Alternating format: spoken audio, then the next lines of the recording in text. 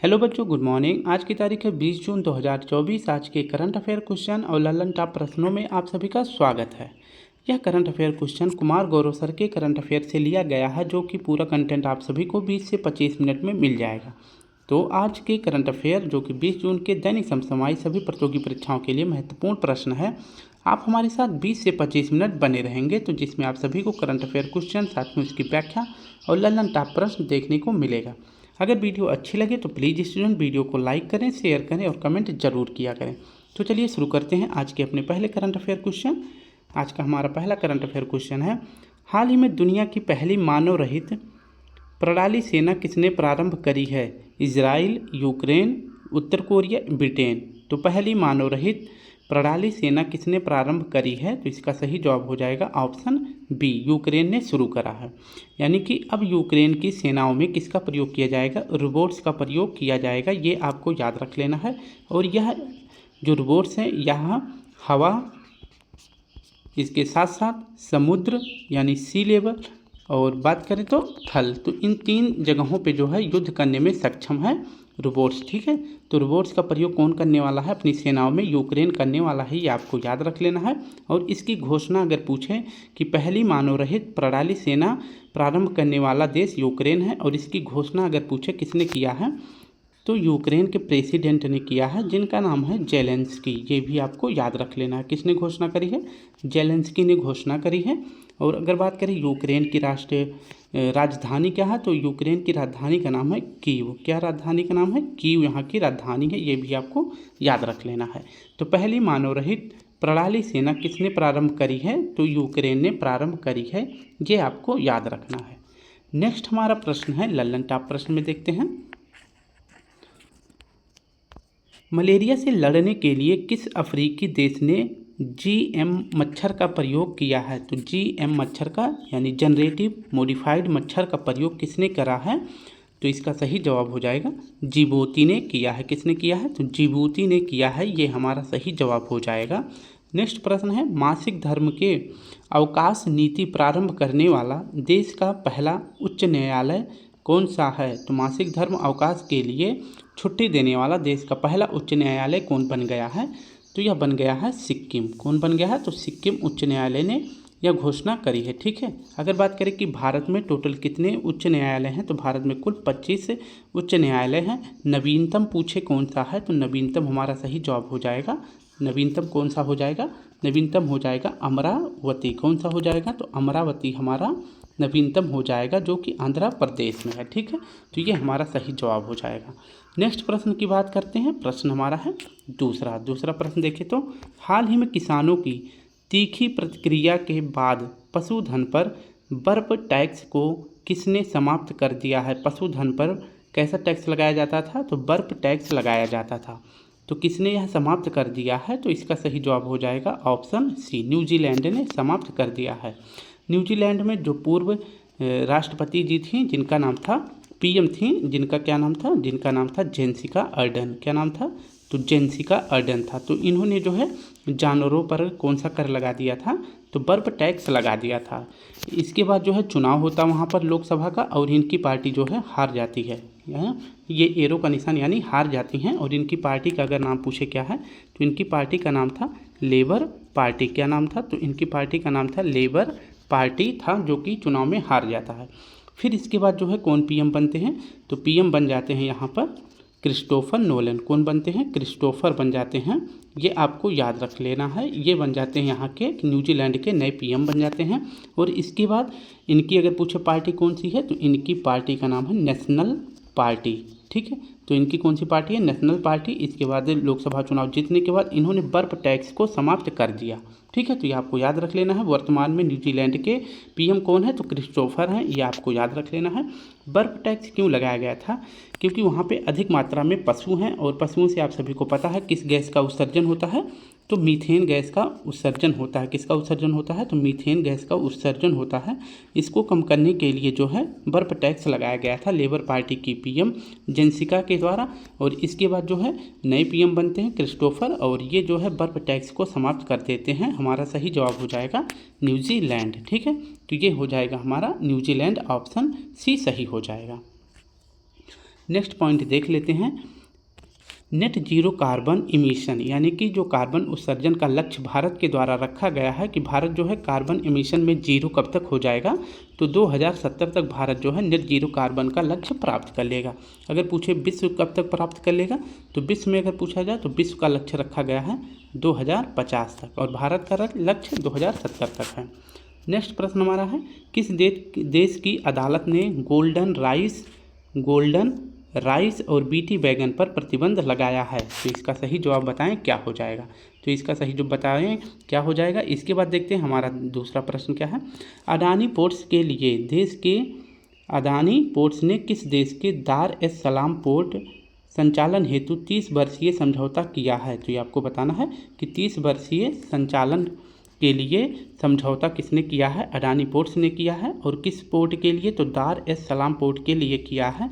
और यह पोर्ट कहाँ पे है? तो यह तंजानिया में है। कहाँ पर है? यह तंजानिया में है। इसका सही जवाब हो जाएगा।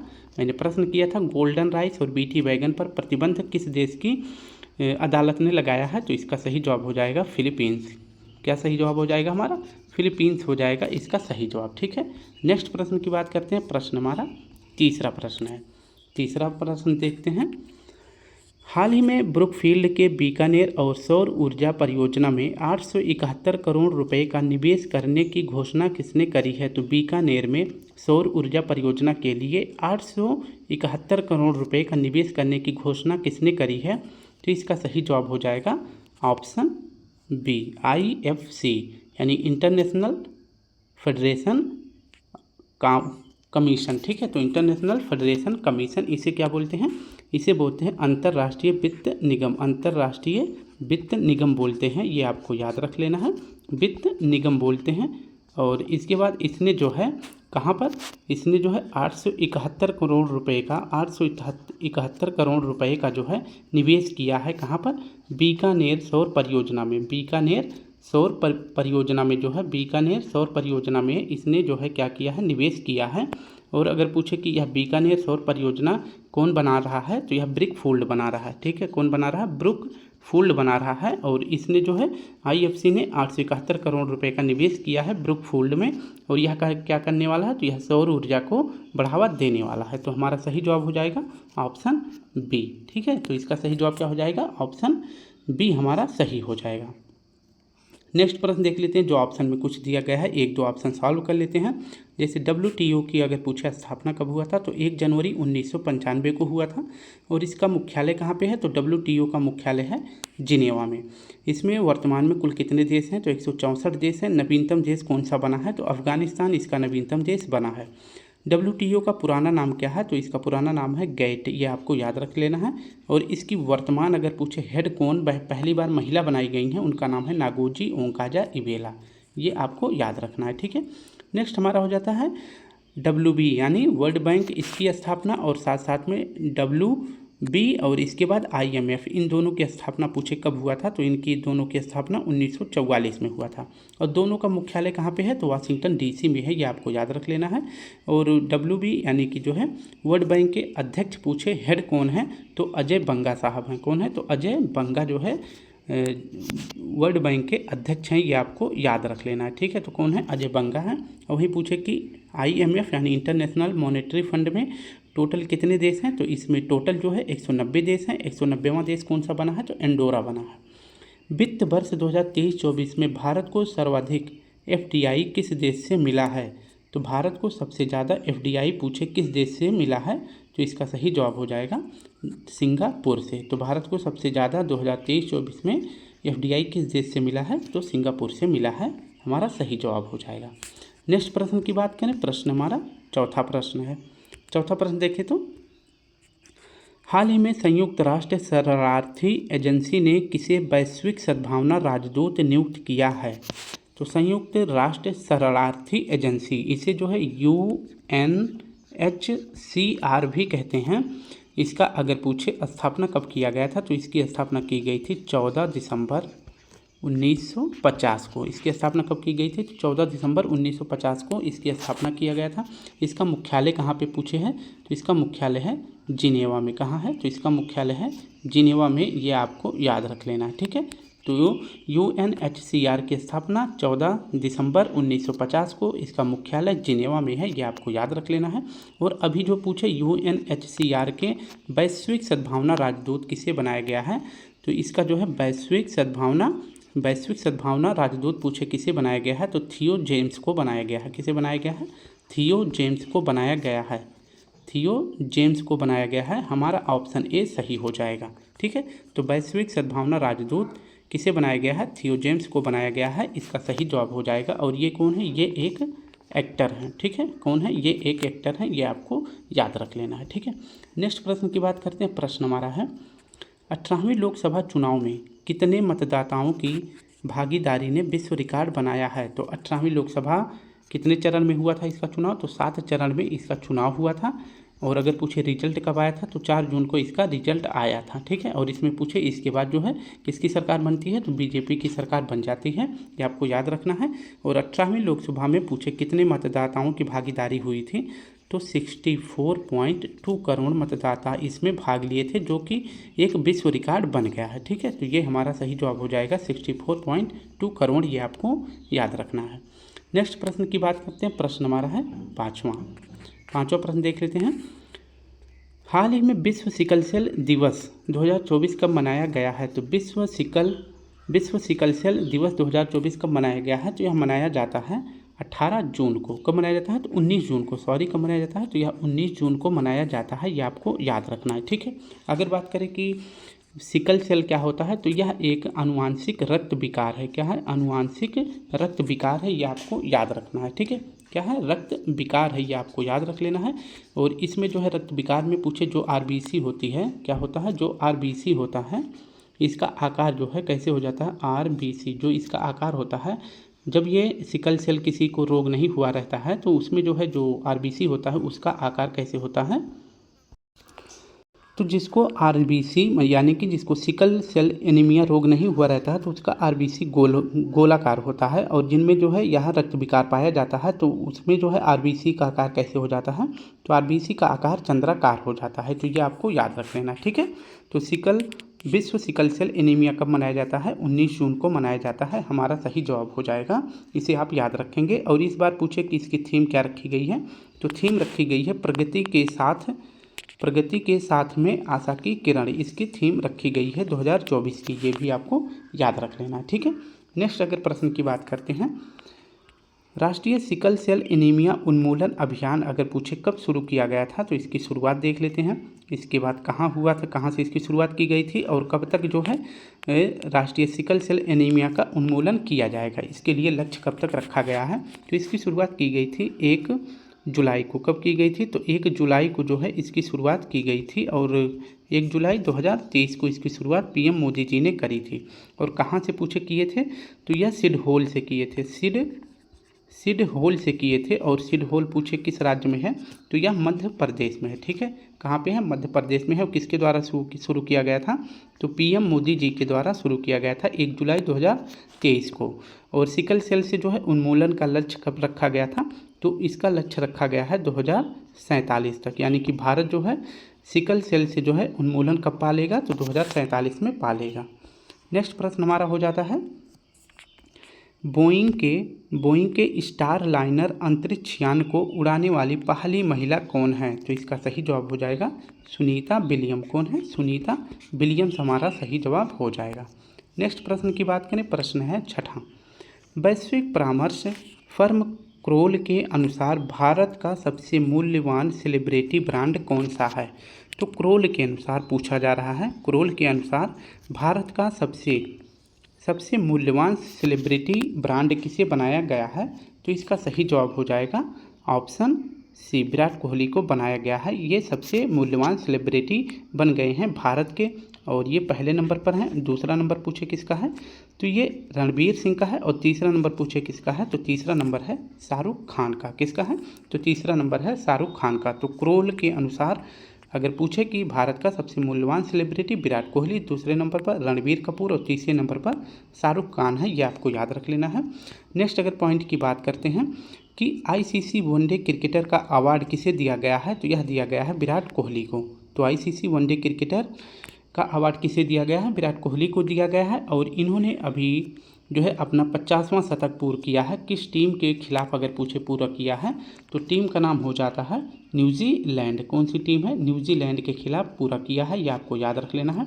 और अगर पूछे स्टेडियम कौन सा है तो स्टेडियम बता दें किस स्टेडियम में पूरा किया है तो स्टेडियम का नाम हो जाएगा वानखेड़े स्टेडियम। कौन सा हो जाएगा? वानखेड़े स्टेडियम। और यह कहाँ पर है? यह मुंबई में स्टेडियम है, ये आपको याद रख लेना है। ठीक है, तो हमारा सही जवाब हो जाएगा। सबसे मूल्यवान सेलिब्रिटी कौन बनाए गए हैं? विराट कोहली बनाए गए हैं। 2 पुस्तकों के नाम दिए गए हैं, इनमें से आपको बताना है कि कौन सी पुस्तक किसकी है। तो बिनर्स माइंडसेट पुस्तक किसकी है?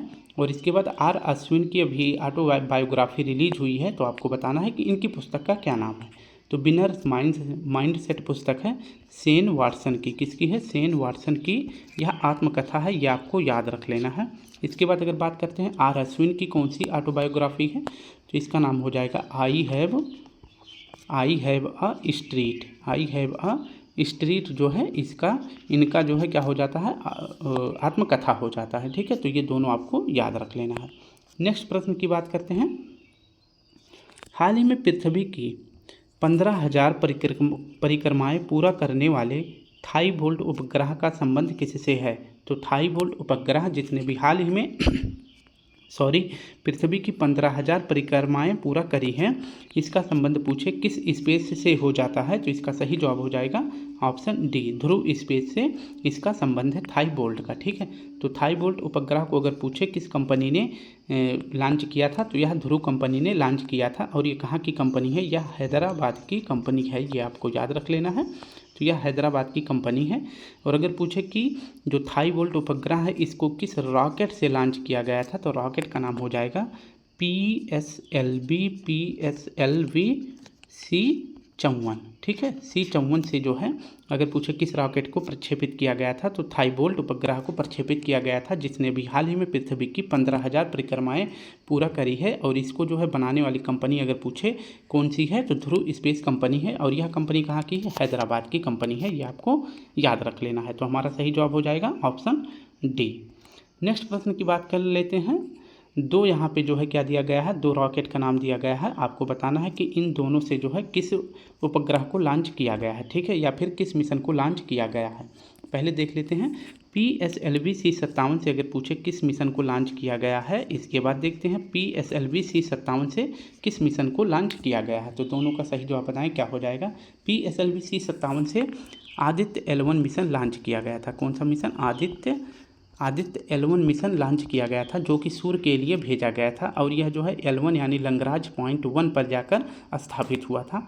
और वहीं है PSLV C57 से अगर पूछे किस सैटेलाइट को लॉन्च किया गया था तो लॉन्च किया गया था एक्सपोसैट को। किसको? एक्सपोसैट उपग्रह को लॉन्च किया गया था, यह हमारा सही जवाब हो जाएगा।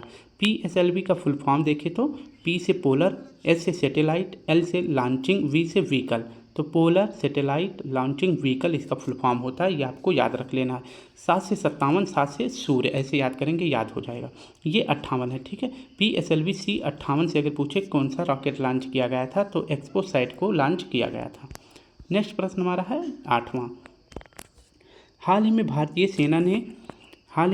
सेना ने किस स्वदेशी सबमशीन गन को शामिल करने की घोषणा करी है? तो भारतीय सेना ने किस स्वदेशी सबमशीन गन को शामिल करने की घोषणा करी है? तो इसका सही जवाब हो जाएगा अस्मी को, ऑप्शन सी सही हो जाएगा। ठीक है, तो अस्मी का अगर पूछे अर्थ क्या होता है? प्राउड या गर्व। ठीक है, क्या होता है? प्राउड या इसका अर्थ होता है गर्व, ये आपको याद रख लेना है।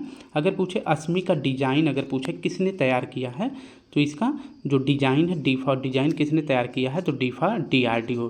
तो ये आपको आसानी से याद हो जाएगा। अगर पूछे अस्मी का निर्माण किसने किया है, निर्माण अगर पूछे किसने किया है तो निर्माण के लिए याद कर सकते हैं कौन सी कंपनी ने किया है तो लोकेश मशीन लिमिटेड ने, लोकेश मशीन लिमिटेड ने इसे तैयार किया है। ठीक है, मशीन लिमिटेड ने इसे तैयार किया है, ये आपको याद रख लेना है। अगर पूछे यह जो है कहाँ की कंपनी है तो यह हैदराबाद की कंपनी है। कहाँ की कंपनी है? हैदराबाद की कंपनी है। और इसका डिजाइन किसने तैयार किया है? DRDO ने किया है, ये आपको याद रख लेना है। और अभी जो है स्वदेशी सबमशीन गन को कहाँ शामिल किया गया है तो अस्मी को शामिल किया गया है, भारतीय नौसेना में शामिल किया गया है, यह भी आपको याद रख लेना है। तो हमारा सही जवाब हो जाएगा ऑप्शन सी असमी। क्या है? यह स्वदेशी सब मशीन गन है जिसे भारतीय सेना में शामिल किया गया है। नेक्स्ट प्रश्न की बात करते हैं। प्रश्न हमारा है 9वां। हाल ही में सेना अस्पताल ने सशस्त्र बलों के लिए पहली स्किन बैंक सुविधा कहाँ प्रारंभ करी है? यानी कि युद्ध के दौरान या फिर किसी आत्मघाती हमले के दौरान अगर किसी जो है जवानों का स्किन जो है जल जाता है तो उसको जो है फिर से वहाँ पे एक नई स्किन रिप्लेस करने के लिए एक बैंक शुरू किया गया है जिसका नाम है स्किन बैंक सुविधा। ये पूछ रहा है कहाँ पर शुरू किया गया है, तो यह नई दिल्ली में शुरू किया गया है, ये आपको याद रख लेना है। और यह स्किन बैंक सुविधा जो है किसके लिए शुरू किया गया है? तो सशस्त्र बलों के लिए शुरू किया गया है, ये आपको याद रख लेना है। ठीक है, तो हमारा सही जवाब क्या हो जाएगा? यह कहाँ शुरू किया गया है? तो यह दिल्ली में शुरू किया गया है, ये हमारा सही जवाब हो जाएगा ऑप्शन बी। नेक्स्ट देख लेते हैं। अभी जो है कुछ दिनों पहले एयर ड्रॉप हॉस्पिटल को जो है ड्रॉप कहाँ से किया गया है, यानी कहाँ से गिराया गया था, और इसके बाद उसका नाम पूछें, मतलब उसका नाम क्या है और कहाँ से गिराया गया था, ये दोनों आप सभी को बताना है। अब देखते हैं भारतीय नौसेना की पहली महिला हेलीकॉप्टर पायलट बनने की उपलब्धि किसने हासिल करी है? तो इनका सही नाम हो जाएगा, इनका नाम हो जाएगा अनामिका वी राजीव। अनामिका वी राजीव इनका सही जवाब हो जाएगा। ठीक है, इनका नाम क्या हो जाएगा? अनामिका वी राजीव इनका नाम हो जाएगा। तो भारतीय नौसेना की पहली महिला हेलीकॉप्टर पायलट बनने की उपलब्धि किसने हासिल करी है? तो अनामिका वी राजीव हमारा सही जवाब हो जाएगा। तो एयर हॉस्पिटल का क्या नाम है? तो इसका नाम है भीष्म। क्या नाम है? तो इसका नाम है भीष्म। और ये कहाँ से लॉन्च किया गया था, यानी कि कहाँ से ऊपर गिराया गया था? तो यह आगरा में गिराया गया था। ठीक है, तो ये आपको याद रख लेना है। नेक्स्ट प्रश्न की बात करते हैं और आज का आखिरी प्रश्न है। हाल ही में नीरज चोपड़ा ने Finland world athletics continental tour gold tour में कौन सा पदक जीता है? तो world athletics continental gold tour का पूछे आयोजन कहाँ पे किया गया था? तो इसका आयोजन पूछे कहाँ पर किया गया था? तो इसका आयोजन किया गया था फिनलैंड में, इसका आयोजन किया गया था। इसमें जो है पूछ रहा है कि नीरज चोपड़ा ने कौन सा पदक जीता है? तो नीरज चोपड़ा ने स्वर्ण पदक जीता है। हमारा सही जवाब हो जाएगा ऑप्शन ए, स्वर्ण पदक जीता है। और किस खेल में जीते हैं? तो इनका खेल हो जाता है, इनका खेल क्या हो जाता है? इनका खेल हो जाता है भाला फेंक। इनका कौन सा खेल है? भाला फेंक में इन्होंने गोल्ड मेडल जीता है, ये आपको याद रख लेना है। और कहाँ पर जीते हैं? तो world athletics continental gold tour में जीते हैं, जिसका आयोजन कहाँ किया जा रहा था? फिनलैंड में किया जा रहा था। और पूछे कि इन्होंने कितना दूर भाला फेंका है, तो कितना दूर फेंका है? तो 85.97 मीटर इन्होंने भाला फेंक कर गोल्ड मेडल जीत लिया है। तो इसका हमारा सही जवाब हो जाएगा ऑप्शन ए, स्वर्ण पदक कहाँ जीते हैं? तो फिनलैंड में जीते हैं। किसने? नीरज चोपड़ा ने। तो ये हमारा आज का प्रश्न हो जाता है स्टूडेंट। अगर वीडियो अच्छी लगे तो प्लीज़ स्टूडेंट वीडियो को लाइक करें, शेयर करें और कमेंट करें। कल फिर मिलते हैं, तब तक के लिए आप सभी को प्यारा सा जय हिंद, जय भारत।